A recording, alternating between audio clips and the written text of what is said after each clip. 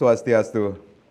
Om Swastiastu. Selamat sore pemirsa, apa kabar Anda sore hari ini? Semoga selalu dalam keadaan sehat. Senang sekali sore hari ini kembali hadir saya Madi Sukadenkarang dalam dialog Harmoni Bali. Deteksi dan pencegahan stunting sejak janin dalam kandungan kita akan angkat menjadi sebuah topik pada sore hari ini. Kalau kita berbicara tentang stunting, ini menjadi perhatian pemerintah dan tentunya ada target secara nasional maupun di daerah untuk menekan angka stunting itu sendiri. Nah, bagaimana deteksi dan pencegahan stunting sejak dini, sejak janin dalam kandungan? Kita akan bahas bersama narasumber yang sudah hadir di studio pada sore hari ini. Langsung saja saya sapa ada Dr. Iwayan Artana Putra SPOG. Beliau adalah spesialis kebidanan dan kandungan. Om Swastiastu, Dokter. Om Swastiastu. Sehat selalu, Dok. Yes, selalu sehat. Baik, Dok. Ini kalau kita berbicara tentang stunting, ini menjadi ya semacam jadi perbincangan juga saat ini yang menjadi perhatian dari pemerintah juga. Kenapa kita mengangkat sebuah topik mengenai stunting pada sore hari ini, Dok? Iya, baik Pak ya.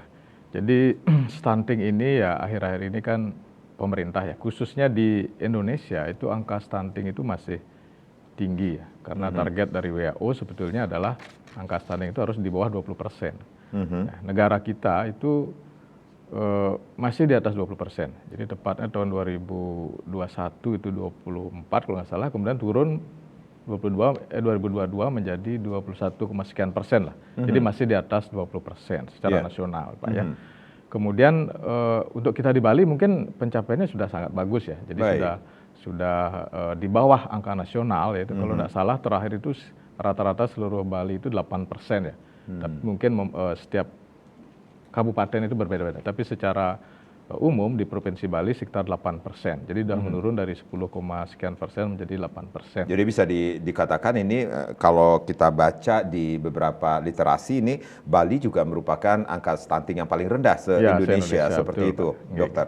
Ya, tapi kita tetap tidak bisa lengah. Jadi kita harus terus ingatkan, kita edukasi masyarakat bahwa stunting ini adalah suatu kondisi yang berbahaya ya. Jadi bagaimana kalau terjadi ya itu bisa akan mempengaruhi produktivitas daripada sumber daya manusia kita ke depan. Ya, dokter mengatakan stunting ini sangat berbahaya sekali. Apa yang harus diketahui oleh masyarakat tentang stunting ini sendiri sehingga begitu concernnya bahkan pemerintah Provinsi Bali walaupun seperti yang kita ketahui ini angka stuntingnya ini paling rendah se-Indonesia. Ya, jadi stunting itu adalah suatu kondisi kekurangan gizi yang kronis ya, yang akan menyebabkan terjadinya gangguan pertumbuhan dan perkembangan daripada balita ya. Jadi di sini tidak saja terjadi gangguan tubuh yang pendek, tetapi dia juga terjadi gangguan metabolisme ya, gangguan kecerdasan ya. Dan salah satu tanda fisik yang bisa diamati adalah pertumbuhan yang pendek dan beratnya yang kurang dibandingkan rata-rata anak seusianya. Tetapi memang tidak semua anak yang pendek itu pasti stunting, karena ada juga faktor keturunan ya, faktor genetik. Tapi itu kecil. Tapi secara umum kalau kita melihat anak yang pendek ya, itu pertama harus kita curigai itu adalah suatu stunting. Gitu. Sampai dibuktikan bahwa itu adalah faktor genetik. Memang kecil sekali buktinya faktor genetik. Jadi setiap yang anak yang pendek itu belum tentu stunting gitu. Tapi yang stunting itu pasti pendek gitu. Ya, mungkin itu yang. Sejak usia berapa kita harus mewaspadai jangan-jangan ini bisa termasuk pengkategorian anak stunting seperti itu, Dok? Ya, sebetulnya itu kan ada kurva pertumbuhan, Pak ya. Jadi kalau balita itu ada kartu menuju sehat ya, mungkin di situ dari beratnya itu sudah kelihatan ya. Bahkan sejak dalam kandungan itu kita sudah bisa. Jadi kita sudah bisa mengukur, kalau sekarang kan sudah ada USG Pak ya, teknologinya sudah maju, sangat maju, kita bisa melihat persentile pertumbuhan namanya. Jadi dengan USG itu kita lihat persentile pertumbuhan ya, itu kalau kurang dari 10%, nah itu disebut small pugnational age, artinya kecil masa kehamilan. Kemudian kita lihat perbandingan lingkar kepala dan lingkar perutnya. Kalau lingkar perutnya lebih kecil dari lingkar kepalanya, nah itu dia berarti kekurangan asupan nutrisi sejak dalam kandungan. Nah, kemudian juga kita lihat fungsi plasentanya, air ketubannya gitu ya. Nah, sejak di dalam kandungan itu sudah bisa kita deteksi. Jadi stunting itu sebenarnya sudah dimulai sejak di dalam kandungan. Baik. Nah, mungkin Pak masih ingat ya, 1000 hari pertama kehidupan. Iya. Nah, itu sejak 270 hari di dalam kandungan itu sudah mulai proses itu. Proses stunting itu tidak terjadi sekonyong-konyong begitu bayi jadi balita. Itu Baik. sudah mulai proses sejak dalam kandungan. Gitu. Baik. Jadi stunting itu bisa dicegah, Dok, sebenarnya? Sangat bisa. Jadi ya pencegahannya ya mulai setiap step-step 1000 hari pertama itu. Jadi sejak dalam kandungan, kemudian setelah bayi itu lahir, pada masa menyusui gitu kan. Kemudian berikutnya pada masa balita. Nah, itu betul-betul gizi dan pola makannya itu harus benar-benar diperhatikan. Gitu. Baik. Kemudian juga ada dampak kesehatan, misalnya ada penyakit-penyakit infeksi kronis, nah itu harus disingkirkan itu. Nah, sehingga benar-benar kita bisa memberikan nutrisi yang betul-betul optimal pada bayi.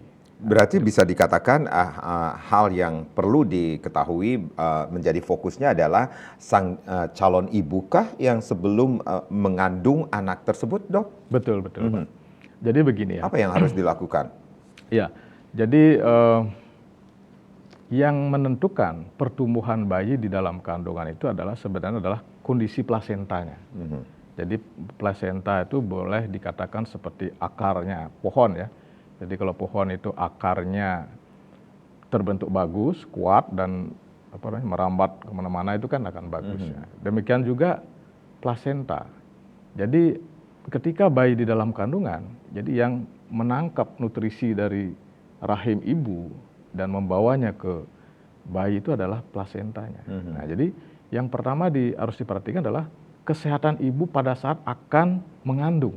Nah, jadi ibu itu harus dalam keadaan reproduksinya sehat gitu ya.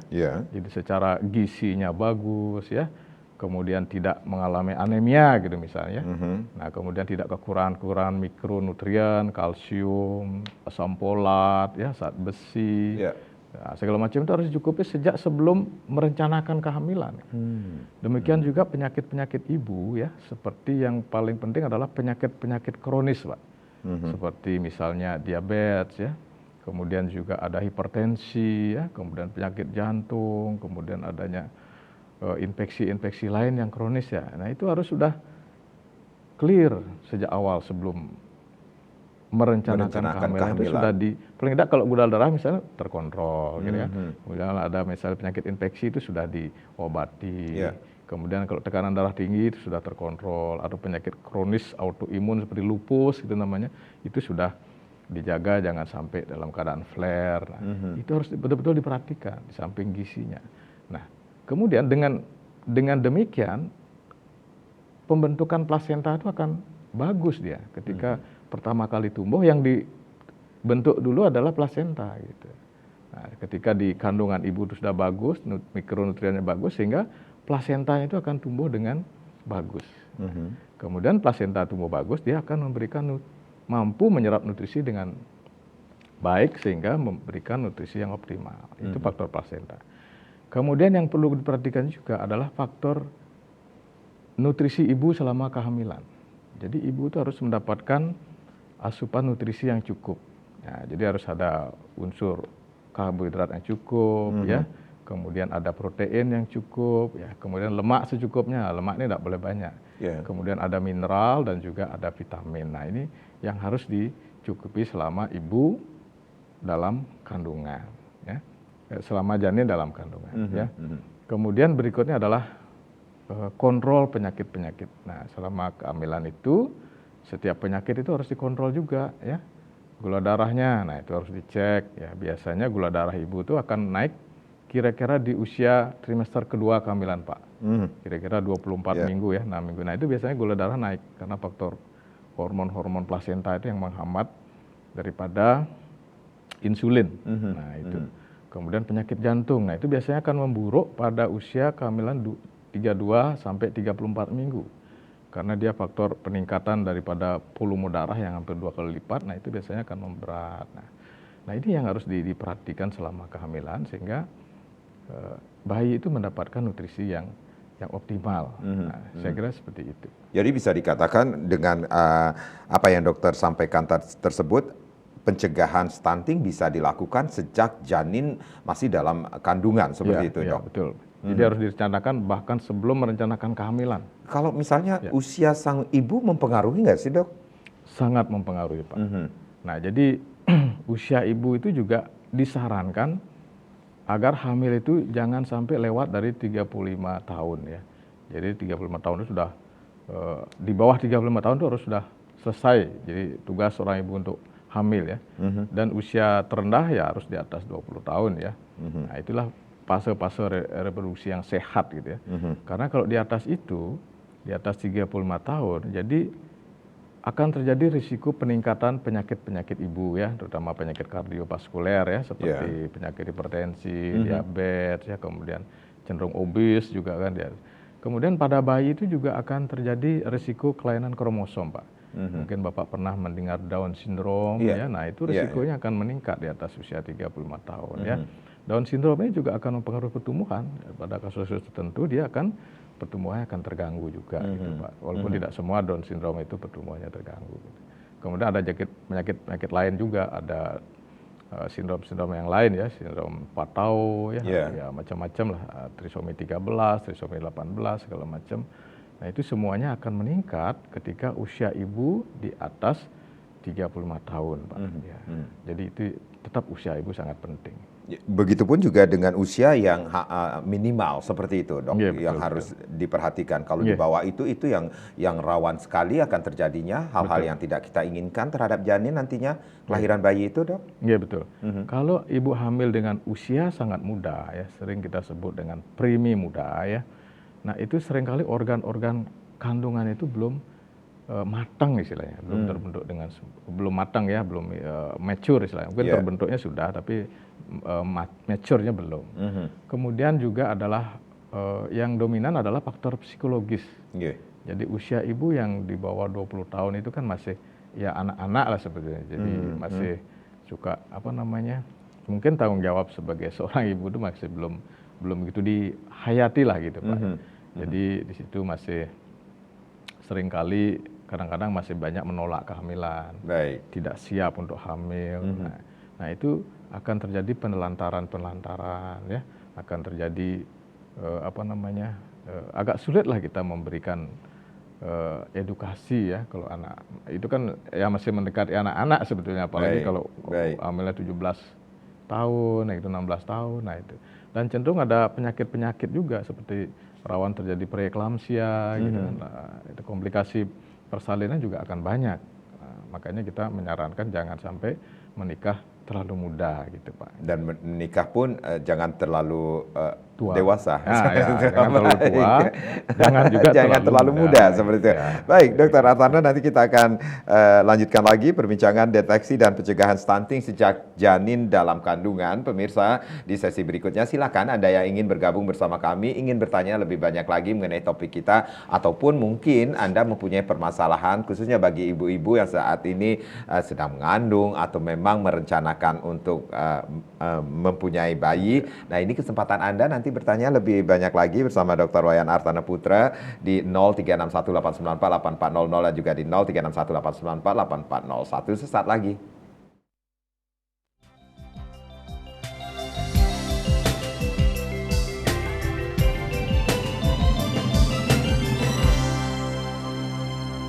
Terima kasih Anda yang baru saja bergabung bersama kami di Harmoni Bali. Deteksi dan pencegahan stunting sejak janin dalam kandungan masih menjadi topik kita di sore hari ini. Silakan Anda yang ingin bergabung bersama kami, line sudah kami buka di 0361894800 dan juga di 0361894841. Masih bersama Dr. Iwayan Artana Putra SPOG. Beliau adalah spesialis kebidanan dan kandungan tentunya.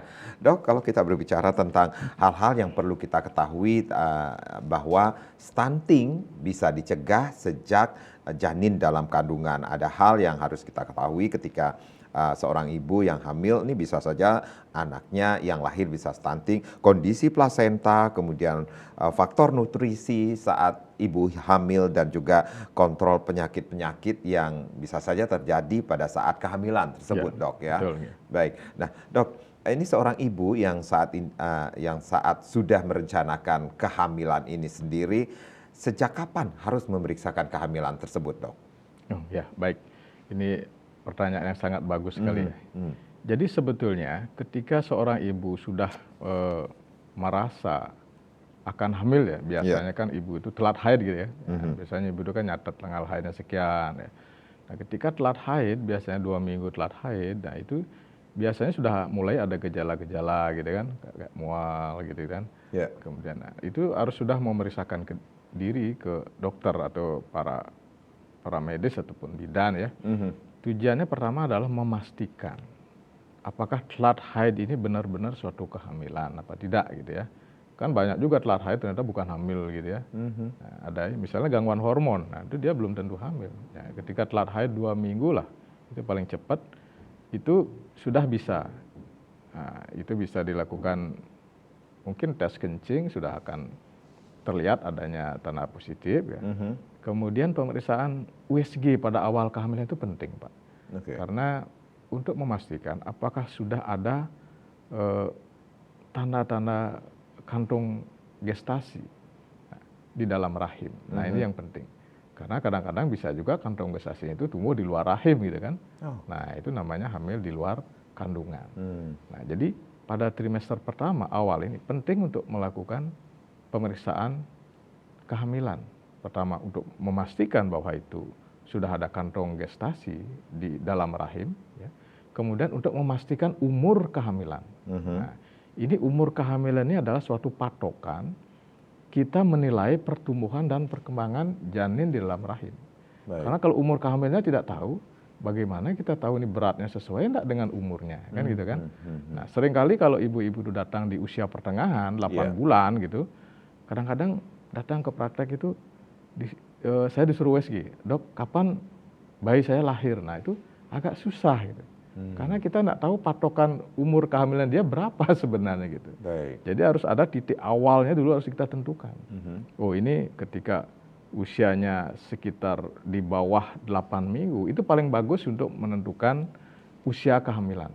Nah, kalau usia kehamilan ini sudah kita tahu dengan pasti, baru kita bisa memfollow up ya, apakah berat bayi setiap bulan kita periksa itu sesuai enggak dengan umurnya gitu. Kalau dia tidak sesuai, nah itu ada kurvanya, Pak. Nah, itu ada kurvanya. Nah, itu namanya kurva Lubchenco namanya. Nah, itu kalau di bawah dia persentile. Nah, di pertumbuhan itu ada persentile ya. Persentile itu antara 10 persentile dan 95 persentile.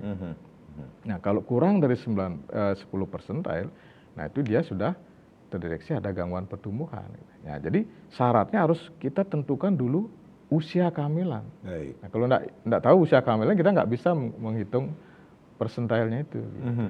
Jadi sejak awal ya itu harus sudah memeriksakan kehamilan untuk menetapkan usia kehamilan. Nah, jadi bisa dikatakan ketika seorang wanita sudah telat haid itu bisa dikatakan harus segera memeriksakan diri untuk mengetahui apakah memang hamil ataukah tidak, seperti itu, dok? Betul.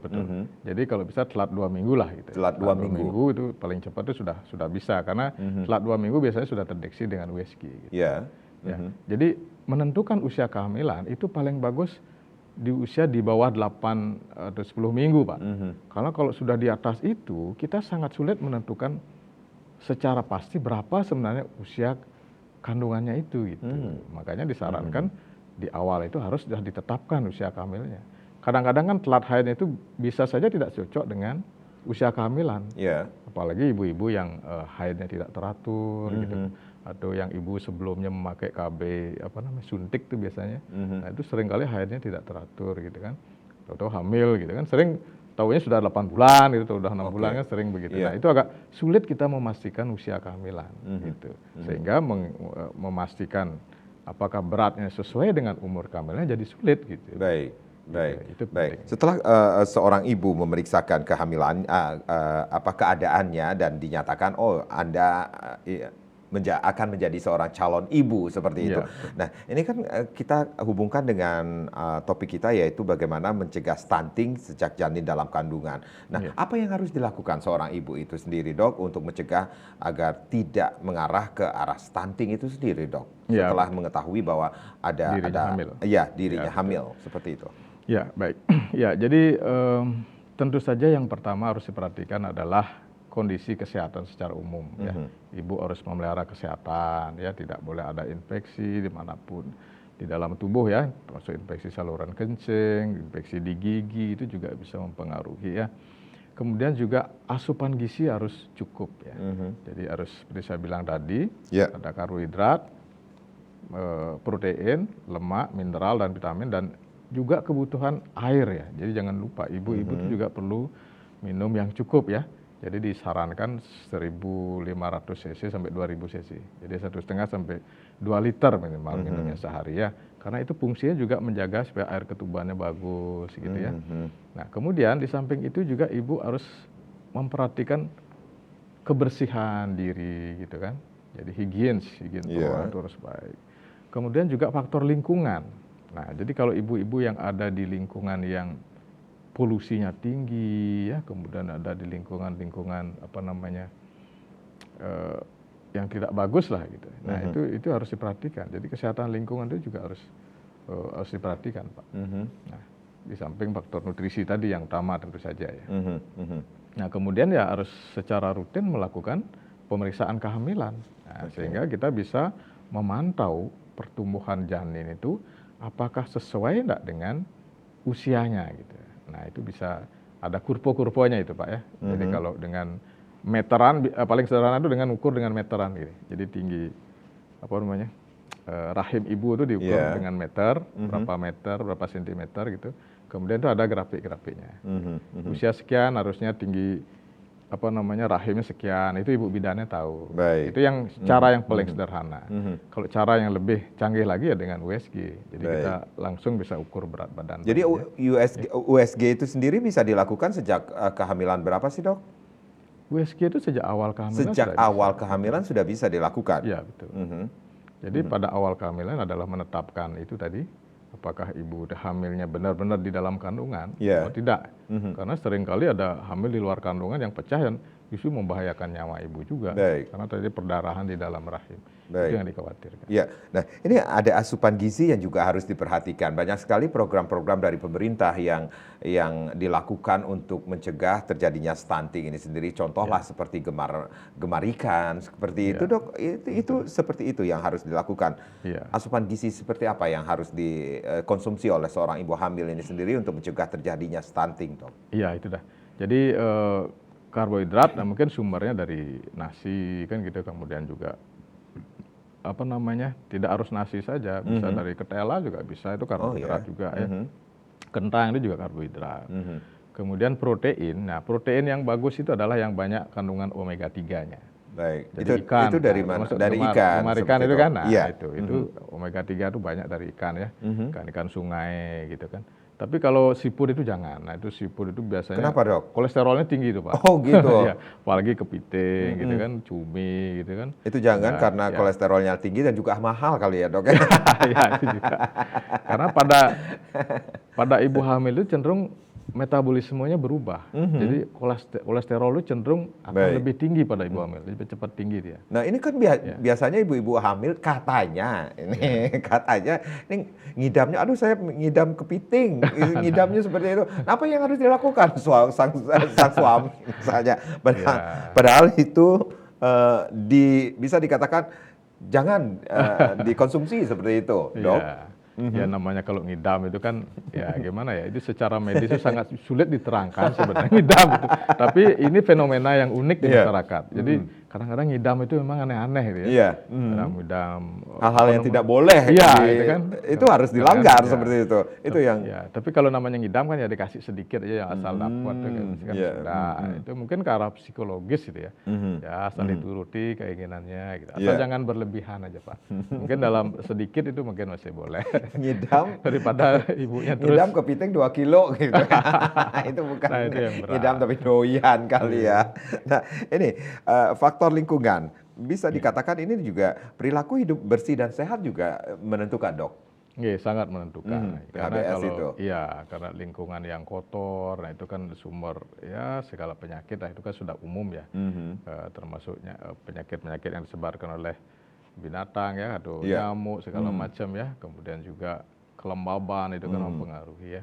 Kemudian juga lingkungan yang misalnya kok tinggal di lingkungan apa namanya yang berdebu itu kan tidak bagus, atau yang radiasinya tinggi Yeah. gitu kan tidak bagus, itu di lingkungan pabrik gitu kan banyak asap pabrik, nah Polusi itu juga itu. ya harus hati-hati gitu ya, mungkin perlu pakai masker apa untuk mencegah begitu kan gitu. Ya. Baik, dok, ini kapan sih sebenarnya bagi seorang ibu agar tidak khawatir bayi yang akan dikandungnya ini sendiri nantinya akan berpotensi menjadi stunting seperti itu, dok? Selain juga dokter katakan tadi kondisi plasenta tersebut, kemudian hasil USG juga perlu sekali dilakukan seperti itu, dok. Ya, jadi kapan? Coba lebih fokus pertanyaan. Iya, kapan seorang ibu agar merasa nyaman bahwa oh ini ternyata bayi yang ada dalam kandungan saya ini jauh dari kategori akan terlahir stunting seperti ya, itu. ya baik. Ya, yang paling sederhana yang bisa diamati itu adalah peningkatan berat badan ibu. Peningkatan berat badan ibu. Ya, mungkin ibu di rumah punya timbangan gitu kan? Ya. Nah, jadi kan bisa ditimbang berat badannya. Itu yang dokter sampaikan tadi di awal, kartu menuju sehat itu sangat penting Iya, sekali, betul, dok. betul. Ya, jadi kan ada setiap ini kan bisa ditimbang, ibu hamil kan selalu ditimbang. Itu tujuannya untuk itu. Jadi ditimbang beratnya bagaimana, apakah naik. Kalau sudah mulai stagnan beratnya atau bahkan turun, nah itu hati-hati. Baik. Biasanya berat badan ibu yang turun itu akan menandai juga kemungkinan bayinya beratnya juga tuh stagnan gitu, walaupun tidak pasti gitu. Itu petanda awal lah gitu. Kemudian bisa juga dilihat dari tinggi ininya rahimnya nih. Baik. Pundus namanya, pundus uteri istilahnya. Nah itu kalau ini tidak nambah-nambah, besar perutnya kok tetap segini gitu kan. Nah itu hati-hati. Dikhawatirkan. Ya, biasanya Bu Bidan akan ukur pakai meteran dia gitu. Nah ini kok tetap nih, misalnya tetap 24 cm dari awal nah, gitu misalnya. Nah itu hati-hati gitu. Biasanya Bu Widanto feelingnya tahu dia, oh ini kok perutnya segini-segini aja gitu. Oke. Nah kemudian juga dilihat dari itu yang bisa di rumah ya. Yeah. Kemudian tanda-tanda penyakit ya, misalnya ibunya bengkak kakinya, jangan-jangan dia mengalami preeklamsia gitu kan. Nah kalau bengkak terutama pada muka segala macam ya, udim istilahnya, itu bisa jadi dia kekurangan protein ya. Kan kalau bengkak udim itu biasanya albuminnya turun, Pak. Baik. Ya, albuminnya turun itu bisa karena nutrisinya kurang. Bisa juga karena dia penyakit itu preeklamsia itu. Gitu. Kemudian kalau bisa memeriksakan tekanan darah itu juga penting. Jadi kalau ibu-ibu yang tekanan darahnya tinggi, nah itu akan cenderung aliran darah ke bayi itu juga akan berkurang karena dia kan menyempit pembuluh darahnya itu. Nah itu yang mungkin kalau di rumah punya alat tensi itu lebih bagus lagi, itu bisa diukur di rumah gitu. Nah itu mungkin tanda-tanda awal yang bisa dirasakan di rumah. Di samping juga gerakan bayi, Pak. Baik. Nah kalau ibu itu merasa gerakan bayi itu lemah, nah itu jangan-jangan ini pertumbuhannya terganggu, artinya jalur nutrisi dan oksigen ke bayinya sudah terganggu gitu. Nah itu ada namanya cara menghitung gerakan bayi itu ada. Ya jadi harus dihitung minimal ada 10 gerakan dalam waktu 12 jam, Pak. Jadi dari pagi jam 6 misalnya sampai jam 6 sore itu minimal ada 10 gerakan 10 gerakan ya, minimal. Mungkin awal jam pertama ini dia main bola, yang kedua main apa seperti itu, main ayunan seperti itu yang harus diperhatikan. Gerakan bayi juga perlu diperhatikan. Ya, gerakan tenang-tenang itu kan tahu. Ibu itu biasanya sensitif dia. Kok bayi saya kurang geraknya gitu. Gitu. Ya, itu minimal 10 dalam 12 jam. 10 gerakan dalam 12 jam. Ya, harus lebih dari 10. Baik, dokter, kita rehat kembali, nanti kita lanjutkan lagi. Pemirsa, jangan kemana-mana, kami akan kembali saat lagi.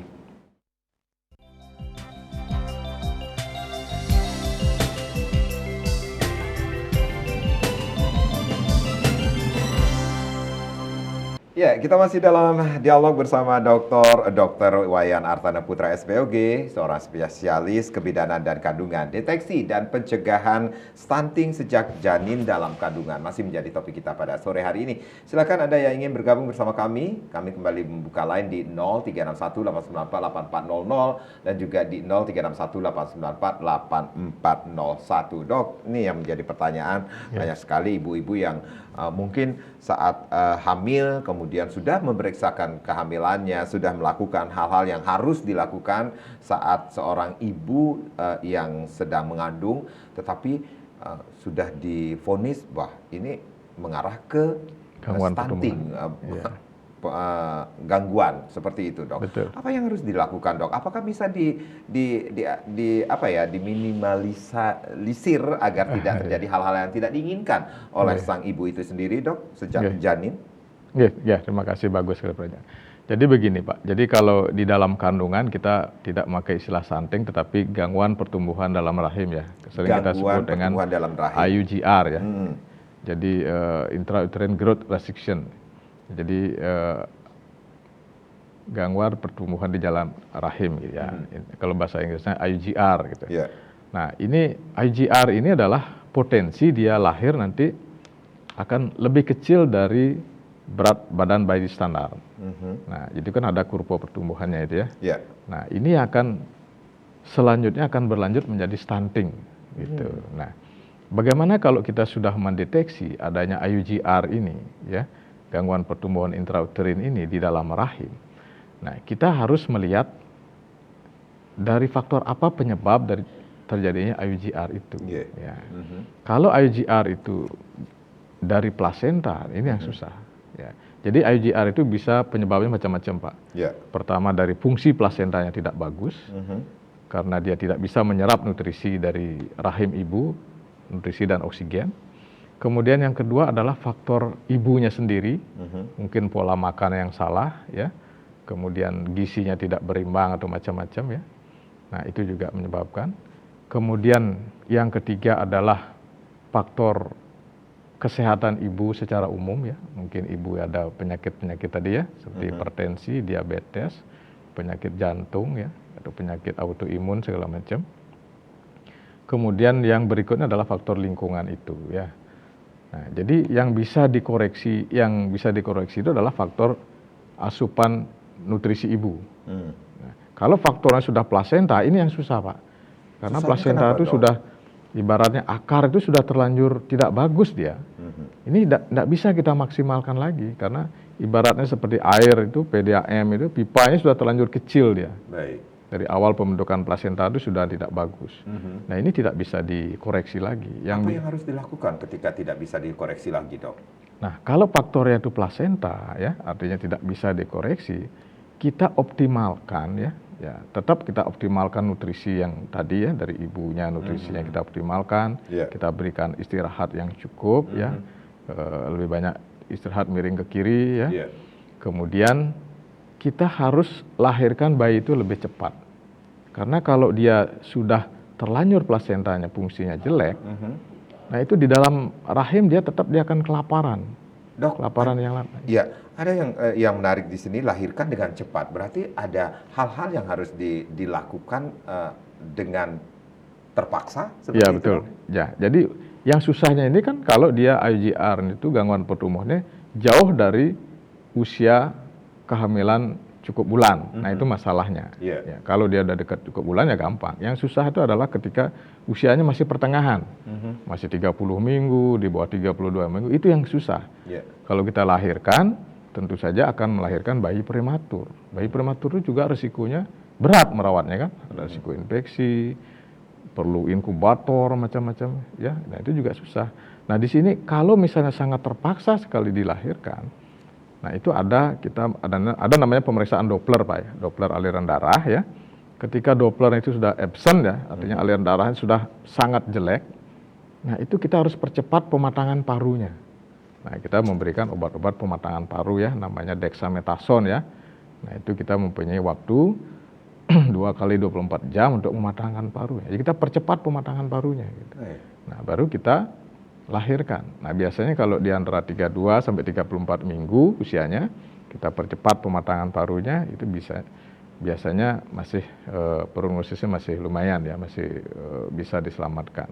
Tapi yang susah itu kalau terjadi di usia-usia kehamilan awal, ya, di bawah 30 minggu itu agak susah, ya, karena kemampuan daripada teman-teman kita di neonatologi masih tidak sebaik yang di Jepang, misalnya negara-negara maju, ya di sana mungkin 750 gram dia bisa selamatkan gitu. Kita di sini masih susah. Nah itulah kendalanya. Jadi makanya kita targetkan kalau di atas 32 minggu itu mungkin masih bisa. Ya. Nah, jadi kalau bayi itu yang gangguan pertumbuhan di dalam rahim kita lahirkan, nah kita mungkin di luar bisa memberikan nutrisi yang lebih bagus. Karena kalau di dalam, di mana fungsi plasenta sudah terlanjur jelek, itu tidak bisa dimaksimalkan lagi. Gitu. Ibaratnya pipanya sudah terlanjur kecil. Gitu. Jadi satu-satunya usaha adalah segera lahiran kita perbaiki nutrisinya di luar. Gitu. Baik, kalau gangguan pertumbuhan di dalam rahim, faktor plasenta itu sendiri sehingga bayi tersebut harus segera dilahirkan, itu bisa mengurangi persentase terjadinya stunting nanti terhadap bayi itu sendiri, Dok? Iya, betul. Jadi jadi begini, Pak. Kalau kita pertahankan di dalam dengan kondisi fungsi plasentanya sudah buruk, dia akan kekurangan nutrisi dan oksigen. Baik. Bahkan lama-lama kalau kita biarkan, bahkan dia bisa meninggal di dalam rahim gitu. Jadi kita ada parameter Doppler itu yang harus kita ukur dulu ya, ketika dia sudah absent namanya, absent end-diastolic flow. Nah itu kita punya waktu 2 kali 24 jam harus sudah dilahirkan. Gitu. Karena kalau dibiarkan dengan fungsi plasenta yang buruk itu bisa jadi dia akan meninggal di dalam kandungan gitu. Baik. Dok, ini biasanya case-case yang terjadi atau kasus-kasus yang terjadi gangguan pertumbuhan di dalam rahim ini sendiri paling banyak ini karena faktor apa sih, Dok? Iya. Jadi faktor risiko terjadinya gangguan pertumbuhan di dalam rahim itu pertama yang paling sering itu adalah faktor penyakit ibu ya. Penyakit ibu dalam hal ini adalah hipertensi ya. Baik itu hipertensi kronis ataupun berkembang menjadi preeklamsia ya. Kemudian juga faktor adanya penyakit metabolik ya seperti diabetes gitu ya. Kalau diabetesnya sudah sangat lama ya. Itu akan terjadi mikroangiopati istilahnya, jadi aliran darah juga akan terganggu. Kemudian faktor usia juga. Nah, kembali tadi ya seperti yang Pak Karang ceritakan tadi, itu usia di atas 35 tahun itu ada faktor risiko untuk terjadinya gangguan pertumbuhan di dalam rahim. Kemudian juga faktor nutrisi sebelum ibu itu hamil tadi ya. Jadi dari awal nutrisinya sudah buruk ya. Jadi sehingga pembentukan plasentanya itu sudah tidak bagus sejak awal gitu. Kemudian penyakit-penyakit yang berhubungan dengan gizi ya seperti tuberkulosis. Nah, itu yang sering masalah gizi itu kan dikaitkan dengan tuberkulosis ya. Kalau TBC kronis itu biasanya ibunya kurus, kering, kan pernah lihat orang TBC ya. Nah, itu kalau hamil, nah itu cenderung dia juga akan terjadi fungsi plasentanya akan buruk gitu. Nah, jadi inilah yang harus dicegah, harus dimonitor, terus-menerus kita follow up, jangan sampai penyakitnya itu parah ya, dan tidak kita ketahui gitu. Tahu-tahu bayinya sudah pertumbuhannya jauh gitu ya. Kan biasanya ibu-ibu yang tidak pernah kontrol itu sekali kontrol tahu-tahu, ini kok kecil sekali perutnya gitu. Nah, itu baru ketahuan. Nah, kalau sudah ketahuan sudah jauh melenceng dari kurva pertumbuhan itu biasanya agak sulit kita mengkoreksi, Pak. Jadi kalau sedini mungkin kita bisa koreksi dengan pemberian pola nutrisi yang lebih bagus. Gitu. Sehingga dengan faktor-faktor risiko yang terjadi bisa saja karena plasenta, kemudian ibunya sendiri, kemudian kesehatan ibu yang dokter sampaikan, atau juga faktor risiko dari lingkungan itu sendiri bisa meminimalisir anak yang dilahirkan itu akan menjadi stunting dengan upaya-upaya yang dilakukan seperti itu, Dok. Iya, betul, Pak. Baik. Dan butuh berapa lama sih, Dok, ketika bayi itu akan dilahirkan dengan kondisi atau faktor-faktor risiko yang diderita oleh ibu itu ibunya sendiri? Itu ya. Ya, jadi begini, Pak. Jadi kita melahirkan bayi itu kan sebetulnya kalau bisa itu mendekati cukup bulan gitu. Nah, kita biasanya patokannya itu adalah usia kehamilan 34 minggu itu dianggap paru-parunya sudah mulai mature ya, berfungsi gitu. Baik. Ketika stunting itu sudah terjadi di usia di atas 34 minggu itu harus segera dilahirkan. Itu. Tapi yang susah itu kan kalau dia usianya jauh gitu loh. Di antara 30-an minggu atau di bawah 30, dilahirkan susah, tidak dilahirkan dia sudah kelaparan di dalam, nah itu yang susah. Nah itu yang kita bisa maksimalkan ya, paling tidak bisa kita tunda. Kita biasanya 32 minggu lah. Jadi kita juga harus memperhitungkan kemampuan dari teman-teman di neonatologi. Nah, usia kehamilan berapa sih yang bisa mereka rawat gitu kan. Nah, mungkin di setiap rumah sakit akan berbeda, Pak.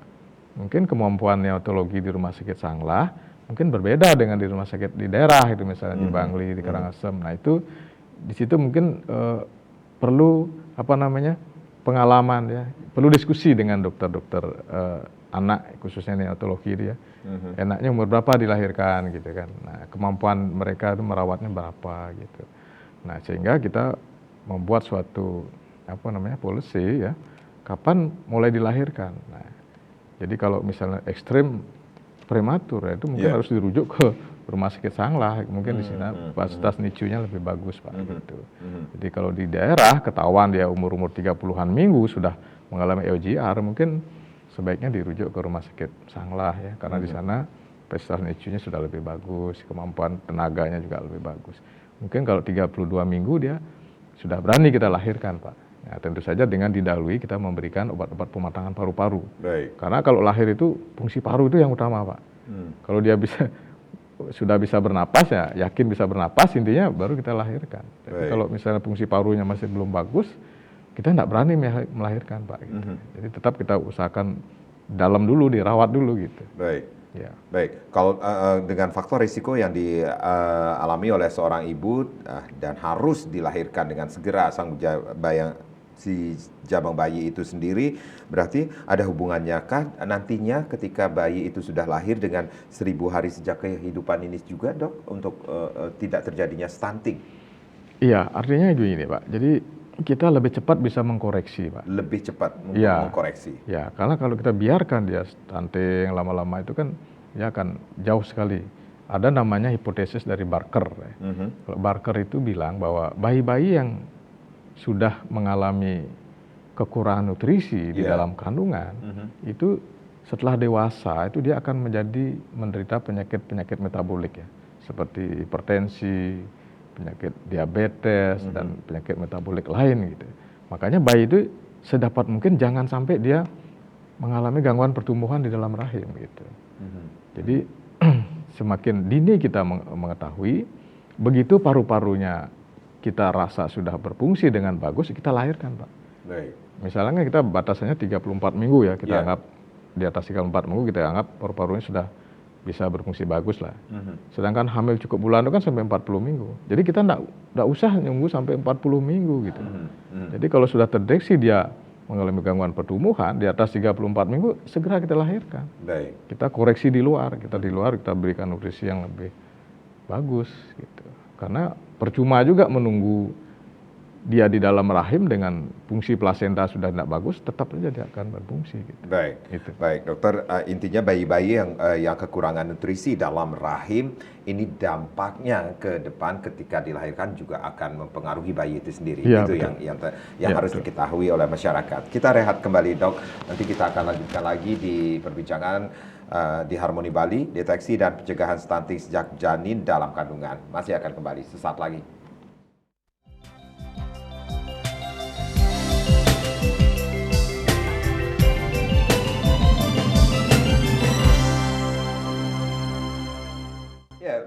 Masih dalam dialog bersama Dr. Iwayan Ardarne Putra, SPOG. Beliau adalah spesialis kebidanan dan kandungan. Bagaimana deteksi dan pencegahan stunting sejak janin dalam kandungan jadi topik kita sore hari ini. Silakan, ada yang ingin bertanya lebih banyak lagi atau mungkin mempunyai permasalahan seputaran topik kita pada sore hari ini. Kami buka line di 0361894800 dan juga di 0361894841. Dok, seperti yang saya sampaikan tadi, nih bayi-bayi atau janin yang ada yang kekurangan nutrisi dalam rahim itu akan memberikan dampak yang tidak bagus ke depannya. Dampak apa yang harus kita atau orang tua yang akan memiliki bayi tersebut, Dok? Dampak apa yang harus diperhitungkan ke depannya, Dok? Iya, baik ya. Jadi dampak daripada kekurangan nutrisi atau stunting itu ya, jadi pada masa anak-anak itu akan kelihatan, Pak. Jadi anak-anak itu yang kekurangan nutrisi itu, dia tinggi badannya itu tidak akan sama dengan anak-anak yang lain nih. Jadi di bawah rata-rata. Ya. Kemudian beratnya juga di bawah rata-rata ya. Kemudian juga perkembangannya juga anak bagus. Jadi daya tangkapnya itu mungkin dikasih pelajaran matematika dia udah ngantuk gitu kan, Baik. sudah menguap, daya tangkapnya kurang gitu kan. Jadi kalau ada anak yang tidak mampu menangkap pelajaran itu jangan salahkan anaknya malas gitu ya. Mungkin dia nutrisinya di rumahnya udah nggak bagus gitu, dengan daya tangkapnya tidak bagus gitu.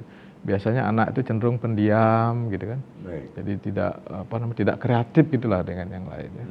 Kemudian juga kalau dia sudah mengalami beranjak remaja, nah itu biasanya masa pubertasnya akan lambat gitu kan. Misalnya kalau anak wanita dia harusnya teman-temannya sudah pada haid, dia belum, itu hati-hati. Nah, itu salah satu tanda-tanda dia kekurangan nutrisi juga gitu.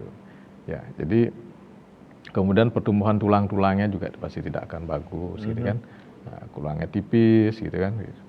Nah, kedepannya tentu saja yang penting adalah kecerdasan. Nah, kecerdasan itu pasti akan di bawah rata-rata daripada teman-temannya yang lain. Nah, itulah yang dampak yang kita takutkan ya. Karena kedepannya kita adalah bersaing kecerdasan ya Pak. Tidak bersaing fisik lagi kan. Nah, sekarang apalagi dengan sekarang dunia internet segala macam ya, teknologi 5G dia web. Nah, itu sudah bersaing kecerdasan ya. Bahkan ada kecerdasan buatan di depan. Yang membuat itu kan tetap manusia gitu. Nah, jadi ke depan itu adalah bersaing kecerdasan. Jadi kita tidak bisa lagi mengandalkan fisik. Apalagi stunting kan fisiknya juga kecil juga gitu. Nah, jadi secara fisik dan kecerdasan pasti akan kalah bersaing ya. Karena ke depan itu suatu bangsa yang maju itu tentu harus mempunyai sumber daya manusia yang bagus. Nah, ini yang selalu ditekankan oleh bapak-bapak pejabat kita ya. Karena itu adalah generasi kita ke depan ya Pak. Jadi bangsa kita itu sangat tergantung pada generasi penerus kita. Untuk mencapai generasi emas itu sendiri ya, kalau kita mencapai mempunyai generasi yang bagus, tentu saja akan positif untuk perkembangan bangsa kita ke depan. Baik, dokter, kalau berbicara tentang upaya-upaya apa yang dilakukan oleh pemerintah untuk mencapai target tersebut agar ya bisa dikatakan Indonesia ini bebas dari stunting ini sendiri, sudah dilakukan fasilitas-fasilitas kesehatan pun sudah berupaya untuk memberikan pelayanan kepada masyarakat. Seperti itu, Dok? Iya, betul. Jadi sekarang kan sudah sejak di dalam kandungan, sekarang bahkan pemerintah mengadakan program dari puskesmas itu sudah ada USG sekarang. Nanti dari puskesmas? Iya, ke depannya itu sekarang pemerintah sudah menempatkan alat USG di puskesmas. Nanti dokter-dokter umum yang ada di puskesmas itu juga bisa akan dilatih USG sederhana gitu. Ya, apalagi tidak mengetahui apakah ini hamil gitu, apakah sudah ada hamilnya, umur kehamilan berapa gitu, dia harus sudah bisa itu gitu. Jadi itu yang sejak awal ya, artinya menetapkan usia kehamilan itu yang sangat penting untuk sebagai patokan kita menentukan dia apakah di dalam rahim itu pertumbuhannya terganggu apa tidak. Nah, itu sekarang sudah di puskesmas sekarang sudah akan disiapkan USG. Ini pemerintah kayaknya sepertinya memang all out ya untuk itu ya. Kemudian di samping juga pemberian asupan gizi kan juga sudah terus dilakukan ya, zat besi, tambah darah itu kan, asam folat, kemudian yang lain-lain itu kan. Pemberian makanan tambahan pada ibu hamil dan juga pada balita itu kan juga terus dilakukan oleh pemerintah ya. Nah, termasuk di sekarang ada kelas maternal juga kan di puskesmas di perkotaan itu ada kelas maternal ya. Bagaimana caranya, ada senam hamilnya macam-macam. Kalau dulu kan paling ditimbang aja kan. Sekarang sudah ada puskesmas yang mengembangkan kelas ibu hamil kan. Termasuk bagaimana menghadapi persalinan, caranya ngeden, itu sudah sangat bagus sekarang itu Pak. Baik, berarti kontrol kehamilan itu sangat penting sekali bagi seorang ibu yang saat ini sedang mengandung, seperti itu ya Dok? Iya betul, kontrol secara rutin, sehingga kita bisa memfollow up pertumbuhan bayi itu Pak. Jadi itu ada kurvonya Pak, bayi di dalam kandungan itu juga ada kurvonya. Kapan dia mulai nyerendeng misalnya kurvonya, itu yang harus dikoreksi, dikhawatirkan, jangan-jangan nanti akan berpotensi melahirkan anak stunting seperti itu Dok. Betul. Betul. Dan ada hal-hal yang perlu dilakukan oleh seorang ibu, sekali lagi Dok, untuk mencegah stunting itu sendiri sejak mengandung, bisa dikatakan sejak janin Iya. dalam kandungan. Ya, mungkin ini secara umum saya sampaikan resume yang tadi Iya. ya. Ya, jadi ketika seorang ibu akan merencanakan kehamilan, pertama harus mempersiapkan diri dulu. Jadi ada istilahnya kesehatan reproduksi. Benar nggak reproduksinya sehat? Harus dicek ya, ada penyakit enggak, kandungan apa, ada penyakit apa tidak gitu kan. Kemudian pastikan gizinya sudah dalam keadaan baik. Kemudian pastikan tidak ada penyakit-penyakit kronis ya. Jangan ibunya sudah kurus kering tuh disuruh hamil gitu kan. Atau ibunya terlalu obes juga nggak bagus ya. Oh, Ibunya, oke. ya Baik. karena obes itu sendiri juga akan menimbulkan masalah gitu. Jadi ini dukungan keluarga juga sangat penting sekali, Dok. Sangat penting. Jadi keluarga harus mendukung gitu kan. Jadi bagaimana nutrisi seorang ibu itu harus diperhatikan. Jangan upacara resepsinya aja besar-besaran gitu. Tapi begitu hamil itu Iya. tidak diperhatikan. Nah, Kemudian? kemudian berikutnya harus periksakan diri sedini mungkin. Nah, begitu ada tanda-tanda gejala hamil ya, telat haid segala macam, itu harus segera dilakukan pemeriksaan, baik itu dengan USG ya, itu untuk menetapkan usia kehamilan. Benar nggak dia telat haidnya sekian, usia Baik. kehamilannya sekian. Kadang-kadang ini nggak cocok Pak. Gitu. Nah, jadi kalau dipastikan umur kehamilan itu harus dipastikan. Baik. Nah, kemudian selanjutnya adalah bagaimana memfollow up. Ya, jadi follow up pertumbuhan itu bisa dengan yang sederhana itu dengan menimbang berat ya. Kemudian kalau dengan ibu bidan dengan mengukur tinggi itu. rahimnya, tinggi pundus ya. Kemudian di rumah itu dengan merasakan gerakan anak ya. Kemudian kalau ke dokter kandungan misalnya ya sekarang kan di rumah sakit sudah ada USG banyak ya. Ya. Nah, itu harus diukur berat badan bayinya. Apakah berat bayinya itu sesuai dengan persentil pertumbuhan atau tidak gitu. Nah, itu ada garisnya Pak, tinggal mengikuti garisnya itu. Kalau dia sudah mulai melenceng di bawah garis pertumbuhan, nah itu harus segera dikoreksi, dicari faktor-faktornya. Apa yang menyebabkan bayinya tidak naik? Apakah faktor plasenta, apakah faktor nutrisi ibunya, apakah ada penyakit-penyakit ibu yang menyertai atau kondisi sosial ekonomi yang lainnya gitu. Nah, itu harus dikoreksi gitu. Sehingga stunting itu tidak berlanjut menjadi parah gitu. Baik, Dok, cek kehamilan itu berapa kali sih seorang ibu atau calon ibu yang harus melakukan kontrol kehamilan itu sendiri sejak diketahui hamil sampai menuju ke masa persalinan, Dok? Iya, kalau yang dari pemerintah itu kan minimal 4 kali Pak sebenarnya. Trimester 1 ya itu harus ya tadi untuk memastikan umur kehamilan segala macam ya. Kemudian trimester kedua untuk melihat adanya kelainan-kelainan bayi segala macam ya. Kemudian memastikan pertumbuhan bayi. Kemudian di trimester ketiga 2 kali ya. Kemudian terakhir adalah memeriksakan untuk menentukan cara persalinan. Kapan dia melahirkan, di mana boleh melahirkan gitu kan. Apakah posisi bayinya bagus, letak kepala di bawah, apakah melintang gitu kan. Apakah plasentanya di bawah atau di mana. Nah, itu perlu ditentukan ya. Sehingga kita bisa menentukan cara persalinannya apa gitu. Jadi minimal 4 kali. Kalau bisa lebih ya lebih bagus lagi. Lebih bagus lagi. Iya, betul. Sehingga ibunya merasa aman, nyaman untuk menuju ke persalinan nantinya. Iya, betul. Baik, dokter, terima kasih. Edukasinya sangat luar biasa sekali, yang sangat memberikan ilmu kepada masyarakat, khususnya bagi ibu-ibu yang saat ini akan menunggu kelahiran tentunya. Yang pastinya menjaga putra-putri, menjaga anandanya, menjaga Indonesia, cegah stunting menuju generasi emas tentunya. Baik, saya Madi Sukadan Karang, terima kasih. Kita berjumpa lagi di lain kesempatan. Om Santi Santi Santi Om.